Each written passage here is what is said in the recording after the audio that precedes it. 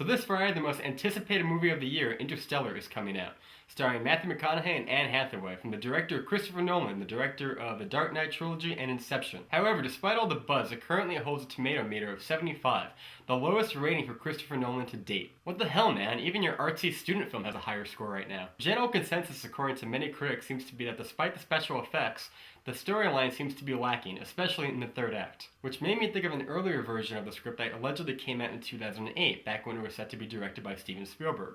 In that script, according to Reddit, Cooper was asked to join the mission as he has proven himself to be a very resourceful and intelligent person in a world with few such people. Cooper gives his son Murph, which is later changed to a girl, his watch as a promise that he will be back to get it. He says goodbye to Murph and his other son Tom. Now if you scan ahead to the end of the script, it later says this. Cooper then resigns himself to the fact that he is one of the last two humans alive. He elects to go through the wormhole to Earth as it exists 300 years after he left it in an attempt to save what humanity might possibly be left. Cooper then wakes up in a hospital. It is then revealed he is in a space station for one of his descendants. Cooper's great-great-grandson, who is now 80, gives him his watch back. The new government sets Cooper up on a farm in a new space station, but he becomes bored. He grabs Taurus and hijacks a spaceship from the dock and goes into the black void for another adventure. Now I can see why a lot of people would be turned off by that. For one, when the first official trailer came out, it was kind of sold as a father-daughter tearjerker that needed space and time travel and Matthew McConaughey. Oh no wait, that was Contact.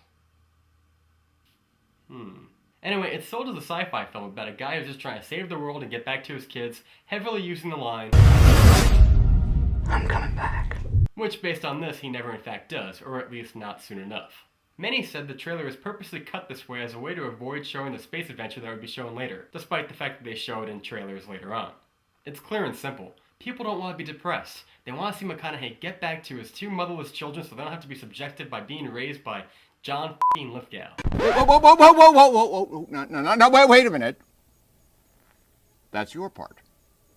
I sing, "There's nothing I'd trade for my Fanny and Blue." Then you repeat, "There's nothing I'd trade for my Fanny and Blue." And you have to hold that note until I cue you. But based on this script, that clearly isn't going to happen. And in case you don't believe me, let's go back to the trailer. In the scene where Murph is running out the front door, right before she goes through the screen door and John Lithgow grabs her, if you freeze frame it right there, you'll see she's holding a black watch.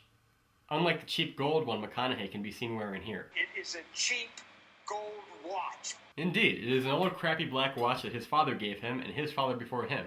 Hopefully Grandpa never had to hide it. He hid it. In one place he knew he could hide something, his ass. Can you imagine? "Daddy, why didn't you wash it? It smells so bad." McConaughey gives Murph the watch as a way to let her know that he'll be back to get it someday. Kind of like Wolverine when he gives his dog tags to Rogue. I'll be back for this. God damn it, Jonathan Nolan, you just combined 3 different unoriginal ideas into one. Way to go, bro.